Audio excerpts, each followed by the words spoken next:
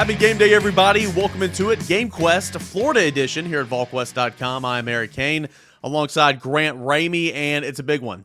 It's a big football game for Tennessee. The start of SEC play. It's a rivalry game playing at a place. I don't know if you know this, Grant, but Tennessee hasn't won in the Swamp in 20 years. Did you know that? I've heard that. I'm old enough to remember when Tennessee, the stat was they hadn't won since 71. So, yeah, I remember those numbers. They're easy to remember because they don't have them very often. Well, I'm not old enough to remember that, but I do know that Tennessee has not won in the Swamp for the majority of my lifetime, but an excellent opportunity to do just that today. 7 o'clock Eastern time, whether you're listening to this on a Friday night or early Saturday morning, 7 o'clock Eastern time, Saturday night in the Swamp. The game is going to be televised on ESPN. The line at the time of this recording, it opened earlier in the week at 7.5. Actually, what was the biggest Tennessee spread that you saw earlier in the week, Grant? I think it was late Saturday night, 8.5. Okay. Was, like middle of the night Saturday night. It opened at 7.5, like back in May. So it's been 7.5 for a while. And then the biggest I saw was 8.5, and then it moved to 6.5, like middle of the week. Yeah, I checked in Monday morning when I was preparing for the first glance. It was 7.5. Over under at 57.5, which is still where it is now. It's gone down to 6.5 at the time of this recording. So that's Tennessee still pretty much a touchdown favorite on the road, almost an extra point as well heading into this one. But Grant, I want to start us out here before we dive into the keys of the game and what Florida or Tennessee needs to do to get a win and all that type of stuff. What does this Florida game mean to you? You're a couple years older than me, but like our demo, I feel like this is the big one. I mean, this really is the big one, whereas our fathers might say Alabama, our grandfathers may say Vanderbilt. This is the big one for, my demo, and I would assume yours as well.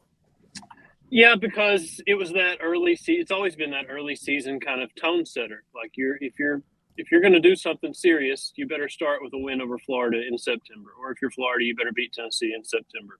And it's the one that's just been really, really hard for Tennessee to win consistently in for whatever reason. And I think yes, obviously Alabama, third Saturday in October. That's the more traditional historical rival.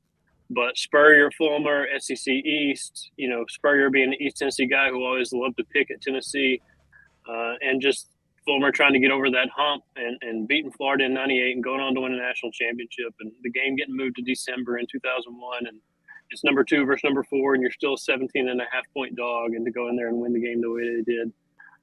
It's just something about this game. It's always felt like the game, the one you circle on the calendar, the one you're trying to get. For this generation of Tennessee fans, it at least feels that way.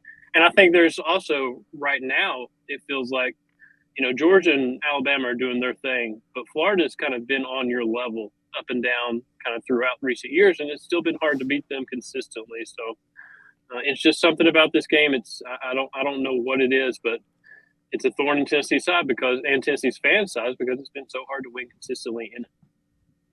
No, it definitely has, and what you said, if you want to do anything, accomplish any of your goals on the season, you've got to beat Florida. It's third, fourth game of the year, third or fourth week of the year. It's so early.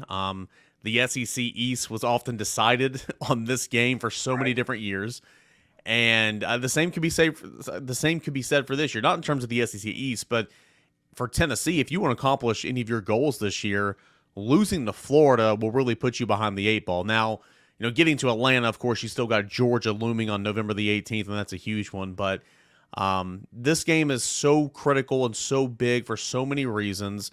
First road game, first SEC game, rivalry game, a place you hadn't won in quite some time. But also the way this game is played, Grant, will give us, fans, confidence in how Tennessee fares against A&M. Trying to get revenge against South Carolina, on the road at Kentucky, and on the road at Alabama, and of course at home against Georgia. And to put that spread into kind of context, Tennessee has been a favorite in Gainesville once in the last 30 years, and it was a 1-point favorite in 2015, I think. The 28-27 game they lost. Antonio Callaway on the fourth down, the 63-yard touchdown. Tennessee was a 1-point favorite in that game, and they lost by a point. So that's how not only has Tennessee not been favored in Gainesville much in the past 3 decades, but it's only happened once, and it was by 1 point, and now they're going in there as a touchdown favorite. And I think with Tennessee fans, they're just waiting to kind of see this Tennessee team be the one that they saw in 2022, or the one they saw at parts of times in 2021, the ultra explosive offense, the get off to the fast start offense, the put teams behind and make teams play catch up against this offense. And we haven't really seen a Tennessee team in the Heupel era that's really going to lean on their defense, and it's really going to, you're going to notice the run game, I guess, more than the explosiveness of the passing game. And it was sluggish against Austin Peay. It was up and down against Virginia. There are a few possessions there where, like 3 straight punts or whatever it was there in the first half, where they were struggling a little bit. So Tennessee fans are always nervous about this game. It's kind of weird being a 6.5-point favorite, but they're also kind of waiting for this team to look like kind of what they expected, which makes this game really, really interesting. Tennessee, again, has not won in the Swamp since 2003. 20 years. Tennessee's going down to the Swamp this year as a touchdown favorite. Does anybody in that locker room know about the streak? And here's the thing, like, do they care? Absolutely not. They don't care because, again, I'm a huge believer. The 2015 team has no relation to the 2023 team, and vice versa. Like, it doesn't matter. The young guys on this team, the question was asked in media availabilities earlier this week to Jacob Warren, and we're going to hear from Jacob here in just a second because I love his answer. Like, do the young guys on the team even know? And he's like, no, probably not, and some of the veterans probably don't know either. It's just, you don't think about that type of stuff. We do. We make it a talking point. But I do want to play this first from Josh Heupel and ask about the streak of not winning in the Swamp, and he's very dismissive of it. And then Jacob Warren is just pretty candid. It basically says, guys, in the nicest way possible, we just don't care. Give this a listen. It's a great environment, At the end of the day, in this game, and yesterday has nothing to do with today. The previous game, our previous play has nothing to do with what's going to happen on the next play. It's about preparing the right way, practicing the right way. That will lead to you playing the right way. I think it's something that, in the nicest way possible, everyone outside of the building cares about and talks about and thinks is a big deal. I don't think to most of the guys on the team, like you mentioned, the younger guys, like whether they really know about it or not, I'm not sure. But just one of those things, again, that doesn't really matter, right? When we're on the field, who cares how long it's been, right? Whether it's here or there or whatever. I'm just going out there and just trying to compete and be the best on this day. Obviously, it'd be great to win there for sure after this many years, but something that we're not necessarily worried about. Josh Heupel, Jacob Warren on not winning down in the Swamp in quite some time. Who cares? We don't think about it. Only focus about what's coming up. That being said, Grant, which team or which head coach has more pressure entering this football game? We know for so many different reasons how big of a game this is for Tennessee. But for Florida, year 2 with Billy Napier, another rivalry game. They're probably not going to get the other ones. This is probably their best chance when you sit down and think about it, at least in their minds. Billy Napier needs kind of a big win to kind of, when you look around and see all these other first and second year head coaches doing a lot of work, he's not going to get fired if you lose this game, but which program is this more important for right now? Who's under the most pressure? It's more important for Billy Napier because people are calling him Sunbelt Billy, and people are saying he's in over his head and all this stuff. And if he beats Tennessee, then he kind of maybe takes a step in the right direction. I mean, he went 0-4 in their rivalry games last year: Tennessee, LSU, Florida State, and Georgia, and they lost 3 straight to end the season. They got kind of blitzed at Vanderbilt. I don't know how that happened. I still don't know how that happened. Got blitzed by Oregon State in the Las Vegas Bowl.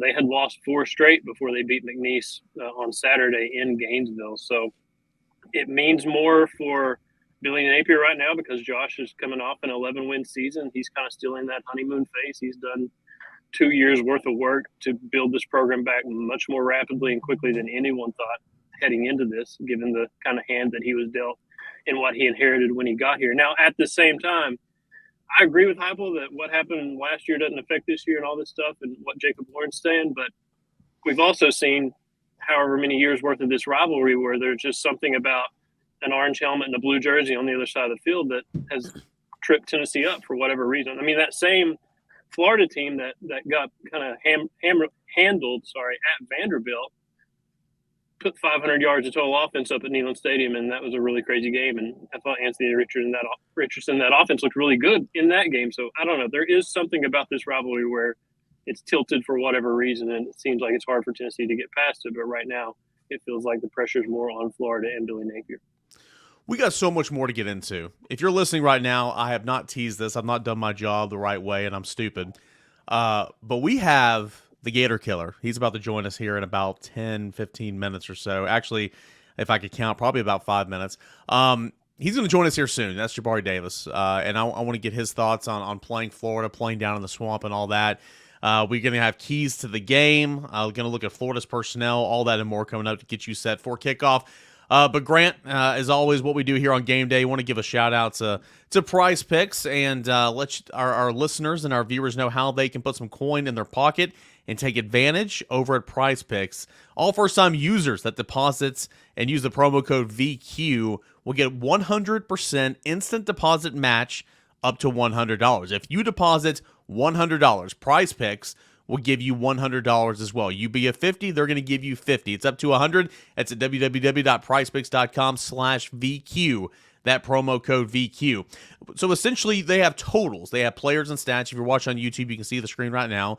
They have totals. They have stats. All you're going to do is select 2 to 6 players, and you're going to pick if they're going to hit the over or the under of the stats given out right there. And thankfully, at the time of this recording, Grants, we have some for Tennessee and Florida. So the first one we're going to pick is Joe Milton, Tennessee quarterback. Passing yards, 254 in the hook, 254.5 yards passing. Is Joe Milton going to hit over or under that total against Florida? Under. And let me duck out of the way. Nobody throw anything at me. That doesn't mean it's bad news if he hits the under. It sounds like you're picking Florida to win and you think everybody sucks. No, false. Tennessee doesn't have to throw it that much. Tennessee's got one of the best running backs in the country in Jalen Wright, one of the best running back rooms in the country with Jalen Wright, Jabari Small, and Dylan Sampson. So I think they're going to have to lean heavily on that run game because they're so effective there, and it's going to help the offense, obviously the pass offense, if they can do that. So I'll take under on Joe, but that's not an insult on Joe. Okay. I will also take under on Joe, and here's why. Granted, there's not been a large sample size, but he has never thrown from more, I believe he's never thrown from more than that total while at Tennessee. Orange Bowl, he was just a hair under that at 251. He did not throw more than that against Vanderbilt. He did not throw more than that against any of the mop-up games.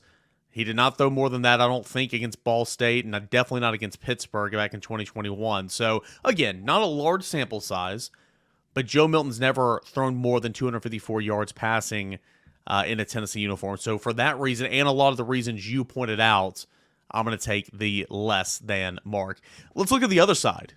Graham Mertz for Florida. The total is at 210.5 passing yards. And Grant, I'll start here. I will go more. And Tennessee fans are like, what? This means you're going to lose. We suck. No, I'm going to go more because I think Florida will be playing from behind. I think Graham Mertz is going to be in position to where they need to put the ball in the air. So far, he's playing better than he has while at Wisconsin. Small sample size. McNeish really doesn't count. But my point is he's being accurate with the football at least. Maybe he's improved. We'll see. But more than anything, Florida's going to be playing from behind, in my opinion, and they're going to have to put the ball in the air. And I understand 54 of those yards came off Danico Slaughter just slipping. But, I mean, Austin Peay still threw for more than that total last week. So I'm going to go over, and I know everybody listening right now is just cringing, but I'm going to go over Graham Mertz at 210.5. And it's just a much smaller number. I mean, at 210.5, I would go Joe over. I would go Joe probably over 220 if the number was somewhere around there. So because it's 210 and because Tennessee, it's going to be so important for Tennessee to get off to a fast start. Everybody's been talking about it all week. What happens in the first quarter is going to set the tone. If they can get Florida, if they can build a lead on Florida and make Florida play from behind, like you said, and have to play catch up, then Graham Mertz is going to have to throw it. Now, Florida's got a really good run game, too. I think it's kind of mirrors Tennessee in terms of what they want to do running the football. But if Tennessee can build a lead, they can play catch up, Graham Mertz is going to have to throw it. Okay, so in conclusion here for the Tennessee-Florida game, we've got under over here at Price Picks /VQ. We have under 254.5 for Joe Milton. We have over 210.5 for Graham Mertz. but I believe we both are going to have Tennessee winning. The picks came out yesterday. We're recording this before that, but I'm going to have Tennessee winning this football game. I would imagine you are as well. This does not mean that Tennessee is going to lose the football game. You need 2 to 6 here to have your little your little picks in here at PricePicks.com. So we have 2. Let's give one more here for the sake of this read. We got a couple of SEC games we can choose from: Jaden Daniels, Will Rogers, Mississippi State, and LSU. But since we are Volquest, home of the Buffs, let's talk a little Shadir Sanders, shall we? 341 and a half passing yards, over or under. They're playing Colorado State, and this will be the late game on Saturday. Boy, Prime's got it going over there. Everybody's believing. It's the talk of the town, talk of the nation, really. Is his son going to throw for over 341 yards or under? Over. You could put this number at 441. I think I would still take the over because it's Shedeur Sanders, because it's Coach Prime, because it's Colorado State, quote unquote rivalry game. It doesn't feel like much of a rivalry based on what Colorado's done. I have no idea what Colorado State's done to date, but I assume they're not on any level close to Colorado and kind of the momentum they're riding right now. So Prime, if you're listening, I'm a believer. Shedeur Sanders over 341 and a half. Smash it.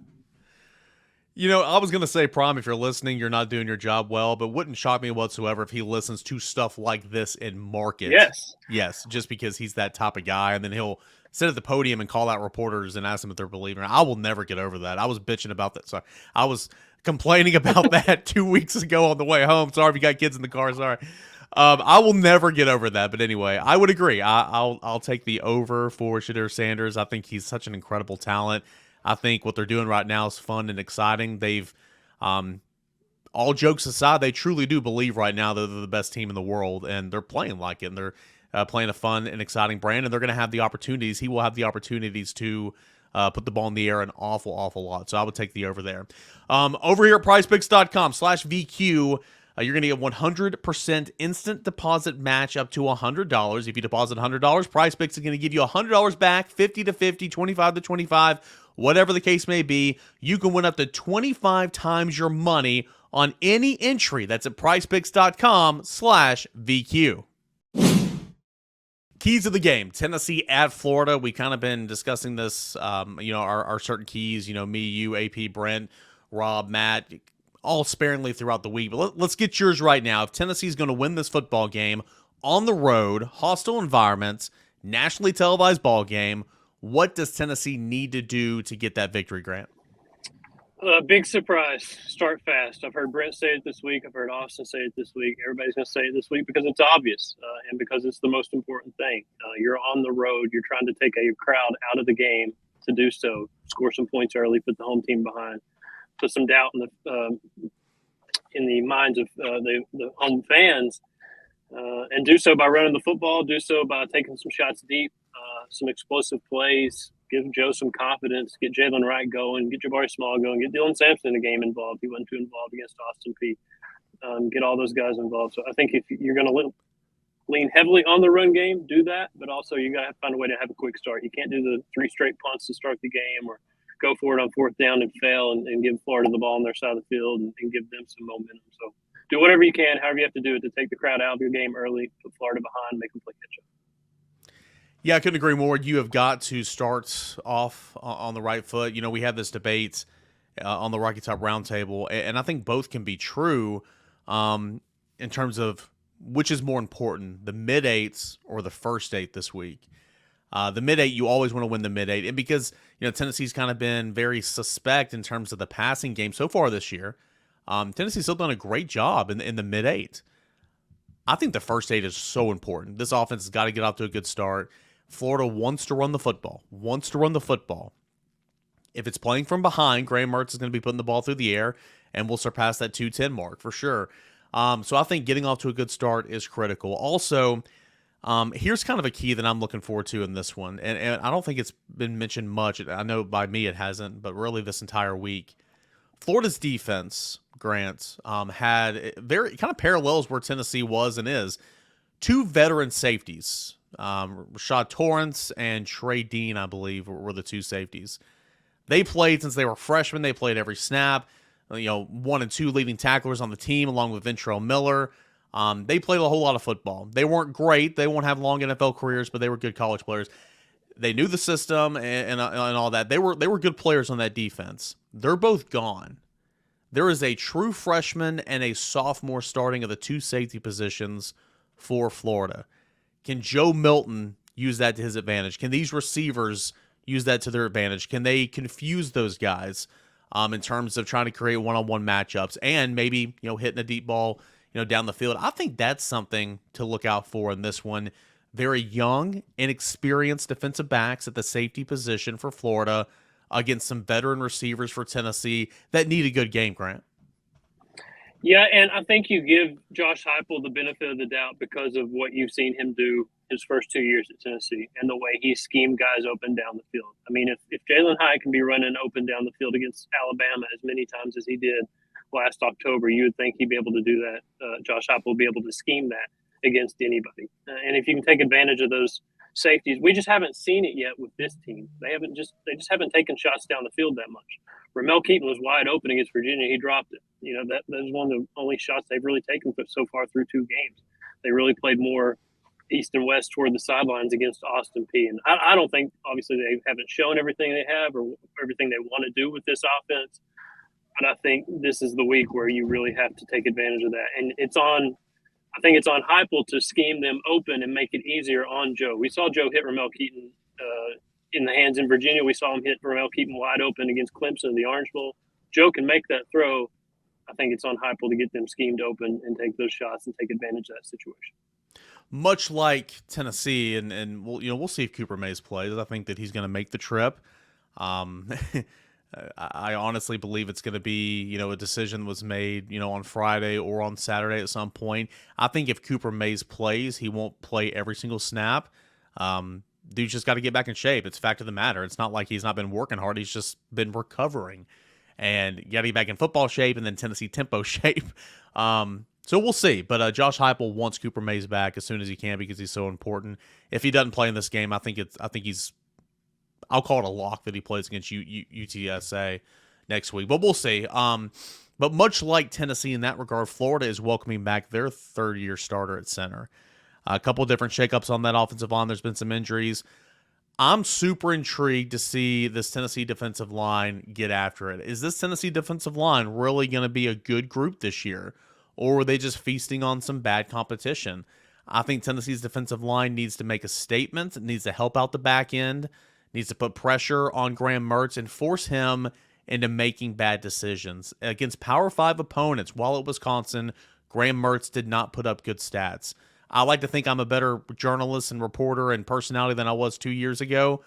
Maybe he's a better quarterback, but fact of the matter was, against Power 5 competition in the Big Ten, he just wasn't very good. So can Tennessee try to force him into bad spots, making bad decisions with that front line? James Pierce, Omar Norman-Lott, Amari Thomas, some of these other guys. I am so excited to watch that unfold coming up later tonight in this game because I think Tennessee's defensive line is good, and I want to see it against a better competition. It's defensive line, it's linebackers, it's secondary. It's this entire Tennessee defense having a chance to make a statement that this program is more than just scoring a bunch of points and hoping you win a game because of an explosive offense. This offense is not going to be as explosive as they were in 2022. They're not going to lead college football and score 46.1 points per game. So on this stage, in this moment, 7 o'clock prime time in the Swamp, if that defense can step up and pressure Graham Mertz consistently and stop two good Florida running backs and create some turnovers and make life a lot easier on Joe Milton and this offense, I think that would make a huge statement for them to say, this program can play defense too, and they got a lot of athletes on that side of the ball, and they can be a really good defensive unit. I mean, just go back and look at Rob's matchup piece from Thursday. I like the way Tennessee stacks up against Florida at every level, and you can almost go, position by position. And I'm not trying to say Tennessee's, the Tom Brady's and the '85 Bears on defense. I'm not saying that, but I just like Tennessee's players as a collection more than I like Florida's right now. I would take, and I understand, people are mad at Joe Milton right now, and that is completely fair. Joe might just be who Joe is. I get it. But wouldn't you still take Joe Milton over Graham Mertz in a heartbeat, in an absolute heartbeat? I like their running backs. I like Tennessee's running backs. I like Tennessee's wide receivers, though. They've had a rough start to the season. I like Tennessee's wide receivers better than I like Ricky Pearsall and Eugene Wilson III, Trey Wilson III, who they say is going to be really good. Hopefully it's not in this game. I like Tennessee's receivers better. I like Tennessee's tight ends better. Offensive line is probably stagnant. They're probably about the same. Defensive line, I like Tennessee's defensive line a lot better. I like Shamir James at linebacker. I think he's a really good player. I like Aaron Beasley at linebacker. And I know Tennessee's secondary a whole lot more than I know Florida's secondary. So again, I think that if there's ever a year that you're going to win the Swamp, it's this year because I think Tennessee's just better, Grant. But can Tennessee get out of Tennessee's way? It was in its way a lot against Austin Peay and in its way a lot in big time games in years past. Not so much last year, but can Tennessee let Tennessee go play? And I think if it does, then Tennessee's going to win today. I mean, Tennessee's a 6.5-point favorite for a reason. And people say it all the time. Vegas builds casinos based on these lines. And Tennessee's been a touchdown favorite in this game for 4 months. And the point spread has moved 2 points in that 4 months. So obviously Tennessee's on paper got the better team, the better roster, but it's about exercising those demons. And it's about going to the Swamp and doing something that hadn't been done in 20 years. Now, if they don't win, if they go down there and they fall on their face, the season's not over. You can still be a really good football team. Yeah. It's just going to be in a different light. So you need to go down there. You need to make a statement that this is going to be a really good football team that can flirt with 8, 9, 10, whatever wins the number is at the end of the year. And that 11 win wasn't just 1 year thing. It's something that this program's going to kind of carry on. Jabari Small. Jabari Davis just texted me, said he's about 5 minutes away, so he will be joining the show here in just a second. Until then, let's get a quick injury report. The big one for Florida is that center expected to be back. Much like Cooper Mays, though, he hasn't been practicing a whole lot. How effective can he be? For Tennessee, Grant, we'll see about Cooper. Again, I think it's going to be very much a game-time decision. I think it's one of these and again, Brent, we've all joked about it this week. Like, hype always says, we'll see how he is at the end of the week. But that's legit the case for this one. Like, we don't know. And very well, he could play a little and still get it rotated in with Ollie Lane. So we'll see about Cooper. But I think that'd be huge for him to get back and get some work in the Swamp coming up later today. How big would that be? And if he does play and say he plays 70% of Tennessee's offensive snaps, how much does that help Tennessee today?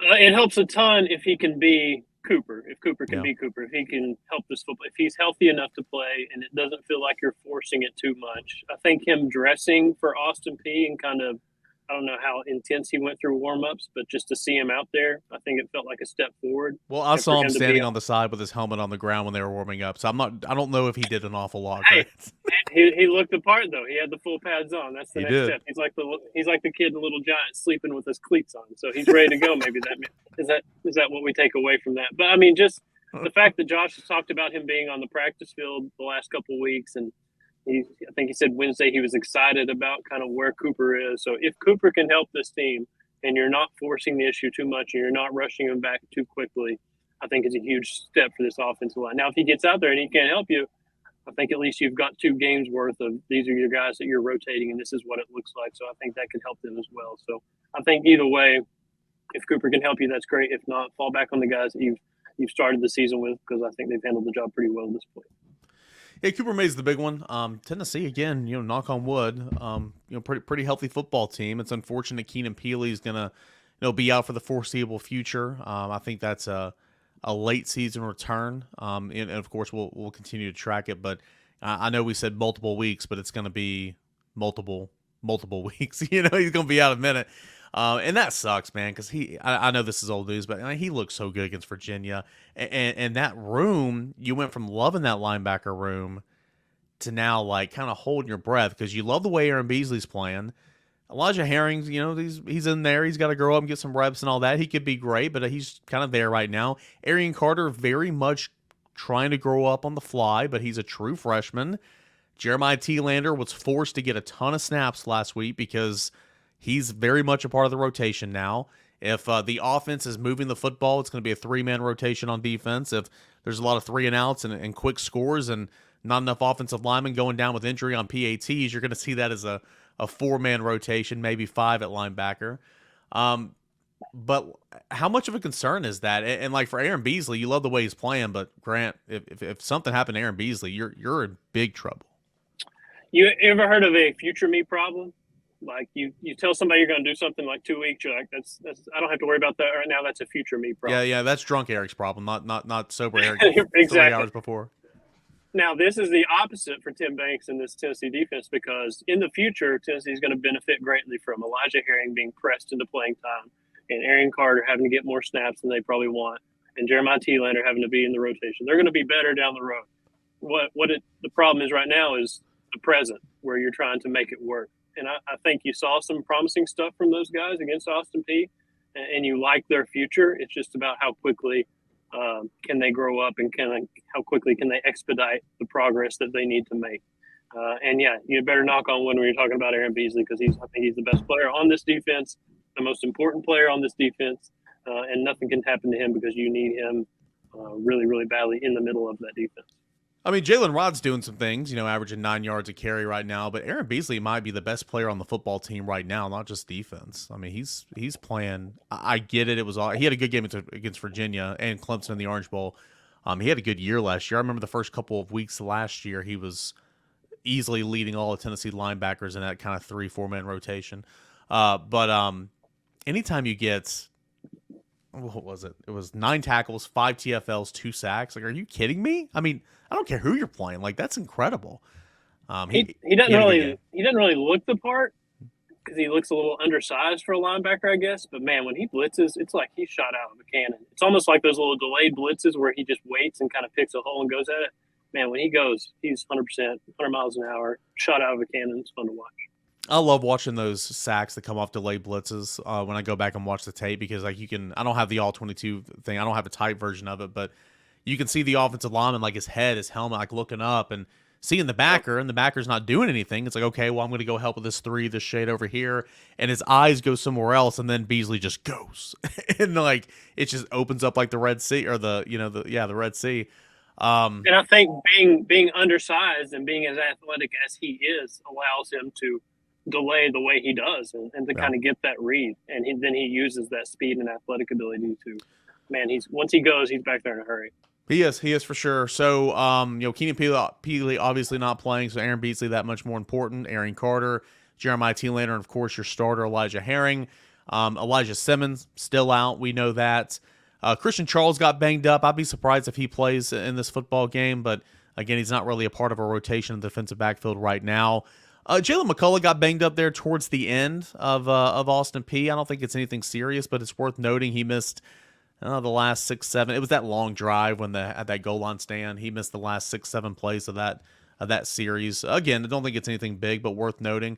Tennessee's a pretty healthy football team, and we'll see exactly how it performs coming up later tonight against Florida. But without further ado, the man, the myth, the legend, the Gator Killer. That is Jabari Davis, Juice on Twitter, and he's going to join the show here on GameQuest, Volquest.com. Jabari here from the top, man. I want to know, and I know this is probably a question that you've been asked so many times throughout the year, especially on this week, Florida week, but why did you play so well against Florida? What was it about the Gators and playing down there as well that just kind of, had you a little bit more amped up compared to some other games maybe? Oh, man, just getting the opportunity. I think a lot of the times when we played Florida, Cedric and Gerald and Troy, some of the other guys that we had, even Travis Stevens, when he had that remarkable game in 2001, whenever they needed to maximize the power run game and run between the tackles, I was always that guy in that situation, goal line situations, power running game, smash mouth, old school type football. I was the guy that they depended on. And some of the games that we played in, when we use other backs for that type of situation, that wasn't their type of style. They were more in space and that type of style. But, when it came with me, and back then, man, we needed to pound the rock and needed to get physical. And I was the guy that they depended on. So just very thankful that I'm able to say that I'm 3-1 versus Florida, and I have 2 victories under my belt in the swamp. So not too many people can brag and say about, say stuff like that. Jabari, you guys went down there in 2001, and it had been since 71 since Tennessee had won down there, and everybody talked about Phil Fulmer was a guard or offensive lineman the last time Tennessee won in Gainesville. What was different about that team, that group, not only in 01 but 03 as well, outside of just having a power run game and being a good football team? What is there mentality-wise something different about that team that allowed you guys to have success? Leadership, man. Some of the greatest football players I played with, some of the greatest leaders I ever played with. I mean, you're talking about guys like John Henderson, the Outland Trophy winner. You're talking about Travis Stevens, pound for pound, one of the greatest ever to play at UT. My favorite running back of all time at UT, but just by being around him and seeing him work, seeing all the adversity and seeing all the things he had to overcome to get that big senior season and being an All-American.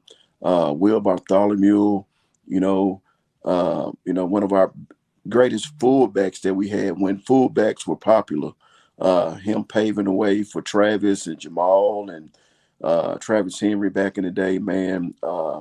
Dante Stallworth, Kelly Washington, Jason Witten, man, so many great guys that were a part of that 98 team and a part of that leadership that they had when Big Al was here and, some of the other legends, even guys that played with Peyton. A lot of those guys come from that foundation, and that's the reason we were so successful because they were taught how to lead from some of the greatest of all time that put on the uniform, and it just leaked into us. Jabari, what's this game mean? Obviously, it means a lot to you. It means a lot to Tennessee fans. But I mean, you got Alabama, you got Vanderbilt, you got a lot of big time games on the schedule. But Florida, since '92 has been such a huge, huge game. What's this game mean to you and to some of your other players you played with? Florida determines our destiny of where we want to be at the end of the year. And Coach Fulmer always preached about, our number one goal is to get to Atlanta and to get to the SEC championship. Once we get to the SEC championship and win the championship, everything else will fall in line like we needed to fall in line. And Florida has always been in the way so we could represent the East, and that game, usually whoever wins that game gets that momentum and gets that swagger and that confidence throughout going into October.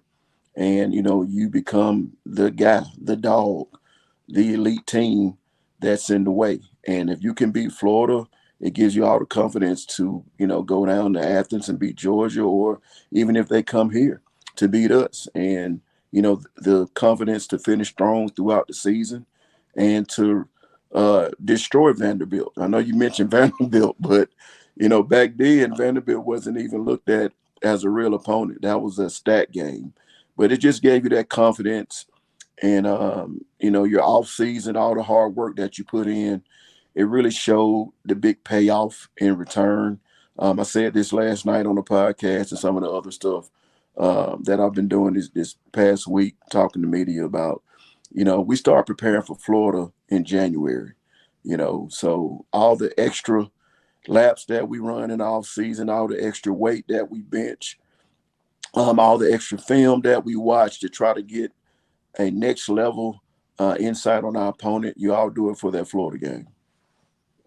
There used to be a famous stat with this game. I think it was like 20-something years in a row. Whoever ran the ball for more yards won the football game. I don't know if that stat still exists, but this Tennessee team averaged, I think, 199 on the ground last year. I think they're averaging 257 right now. How much different is it going on the road knowing that you have a running game that you can lean on and depend on in a hostile environment to kind of steady you and get you going?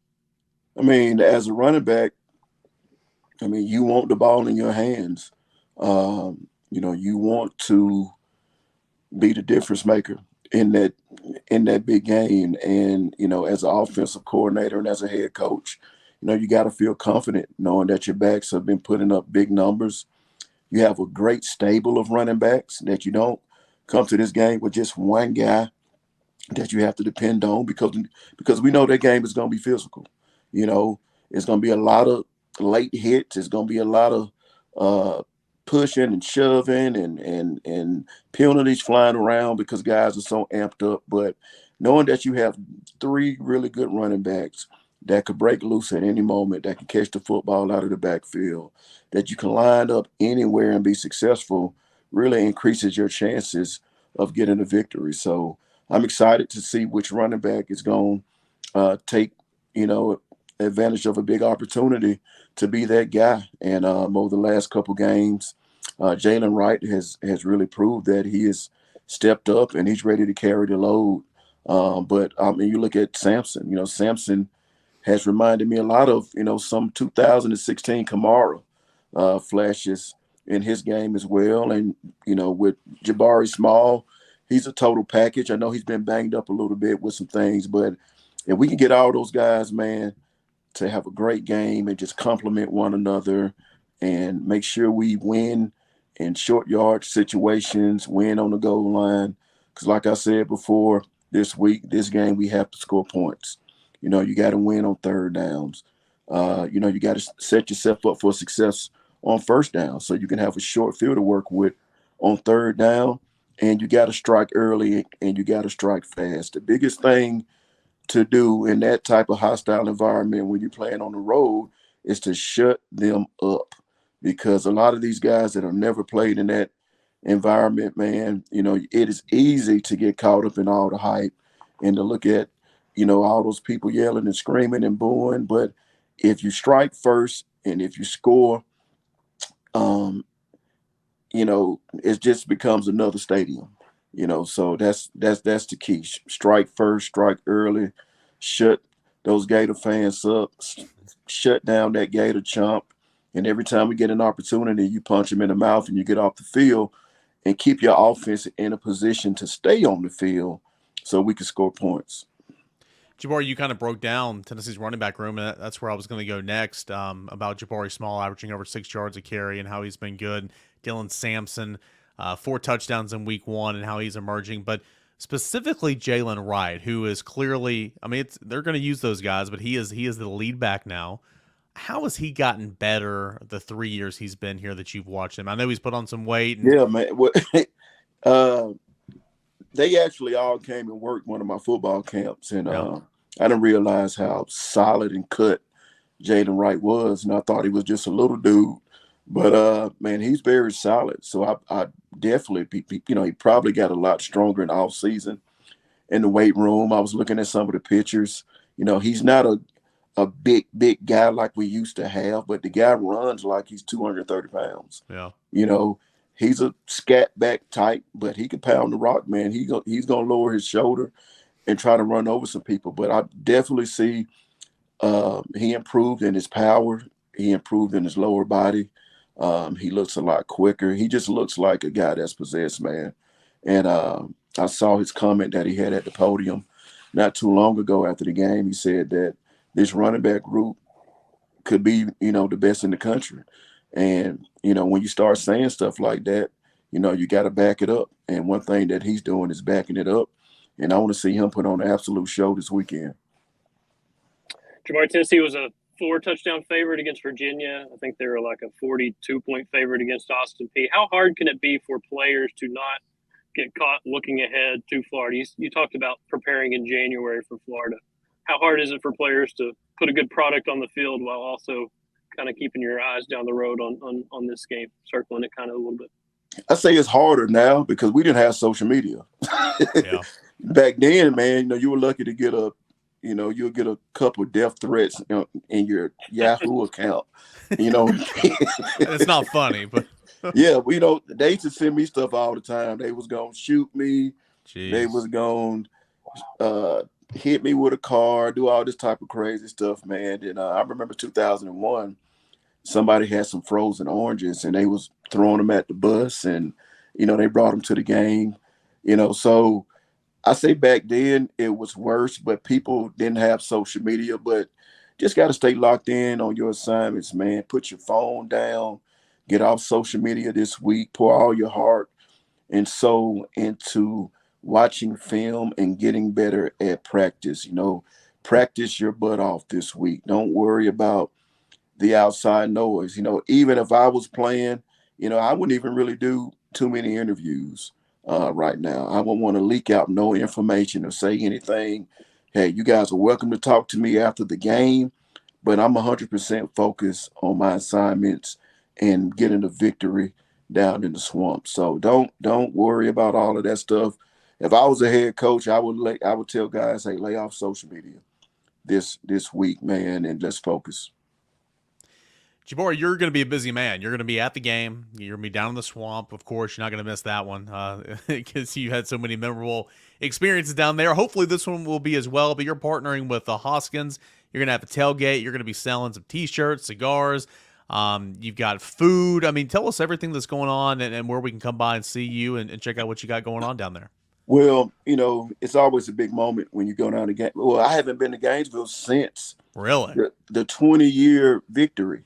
So I wanted to go down. I wanted to bring my family down so they can experience what it's like in that atmosphere. We're actually headed down tomorrow to, start the weekend off right. So that Saturday morning from 2 to 3, I will be with the UTK alumni hosting an event with them. It's a big tailgate. It's a big tailgate that they do. You can find information on that if you just Google UTK alumni Florida game tailgate. You can see where the location is. Then from 3 to 6, I'll be at the Hopkins tailgate. I'll be selling cigars, Gator Killer shirts, other different apparel shirts that we have with our Legends of Tennessee organization. We'll have an open bar. We'll have food. Just something just where all the VFLs can connect. A lot of times when you go to these away games, you want to find out where your people are. Yeah. Because you're already outnumbered. And especially in Florida, when you only have about 10 people out of the 70, 80,000 that really can, really respect you and just want to give you a good conversation and talk ball, the other people, they want to, they're ready to fight. So, we just wanted to just do something for the fan base where we can all hang out, socialize, have a good time.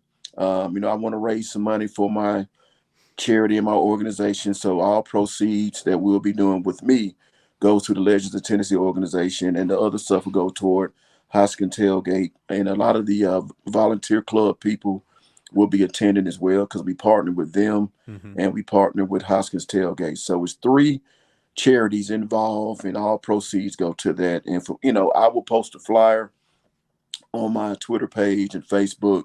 I posted some yesterday. So if you follow me at Jabari Davis _VFL, you'll find the location, date, the time, and the person to contact if you got any questions. Jabari, man, I know you're a busy guy any day of the week, especially Florida week. I know you're getting preparations to head down to Gainesville and put all this on, but could not say goodbye to you without getting a prediction, man. Tell me what's going to happen. Fortune teller, go in that crystal ball. Who's going to shine? What's that score going to be? And if the last time you've been down to Gainesville was a victory, is it going to be the same this time? I'm going to go ahead and say, man, we break the 20-year curse. Yeah. We're going to be lighting up cigars in Ben Hill Griffin Stadium. I'm going to put a cigar in the Tim Tebow statue's mouth. I'm going to put a Tennessee hat on him. And I think we're going to win about 28, about 14-17. So I think we cover the spread, and we'll be hanging out, celebrating, having a great time Saturday night. Go find him, Jabari Davis. He'll be at his tailgate. Jabari, man, I appreciate it. Thanks so much for joining us here on the GameQuest podcast. Man, I appreciate it, man. I'll see y'all. Y'all are going down, right? Yeah, we'll be down there. Yeah, man. If I run into y'all, if y'all got any time to kill before the before y'all go to the stadium and start setting up, getting ready to cover the game, man, come to that tailgate. Come hang out with us. Absolutely. I'll be with Austin Price, so he'll be shaking hands and kissing babies, but we'll try to make our way there. All right, man. Y'all be safe on the road. All right, brother. You too. Thanks, Jabari. All right, later. That is Jabari Davis. That was good, man. I'm glad that I know he's got a bunch of different media obligations this week, but I'm glad he made some time for us. Just basically saying, Grant, how much this Florida game means, and it's kind of what you were saying earlier. I mean, this game sets the table for the season, and if you want to accomplish whatever you want to accomplish, you got to get through Florida. What I took away from that is Jabari hadn't been there since 2003. He won there in 2001. He won there in 2003. If Tennessee wins in 2023, he better be on the charter to Gainesville every year, that he's willing to travel and make the trip to Gainesville. He'll be the mayor of Gainesville. Yeah, that would be something. I mean, for him to say that Tennessee starts preparing for this game in January is kind of eye-opening, and kind of makes you kind of put into perspective what we're talking about, what this game should mean and does mean to Tennessee fans, should mean to Tennessee players and coaches. It's a big one. It's the tone setter. It's going to be a big one. That is for sure. Grants, you and I had our predictions out. It was up on the website Friday afternoon. I'm picking Tennessee to win. You are picking Tennessee to win, and we'll see what happens down in Gainesville. It should be a great one. And, of course, we're going to have all the coverage all throughout the game, pregame, all day Saturday, during the game, Saturday night, Sunday, all that at Volquest.com. And we have an awesome deal going on, and it's not going to last much longer after the game. So if you're listening to this, Grant, great deal to join us at Volquest.com right now. Feed my family, remember. Was that last week or 2 weeks ago? That was 2 weeks ago. We got to feed Grant's family. It's my kids go to bed hungry. Feed my family. Come on. $1 1 month or 50% off your first year annual subscription at Volquest.com. He's Grant Ramey. I'm Eric Kane. Tennessee at Florida tonight, 7 o'clock Eastern Time. ESPN. The Volunteers 6.5-point favorites. That total at 57.5.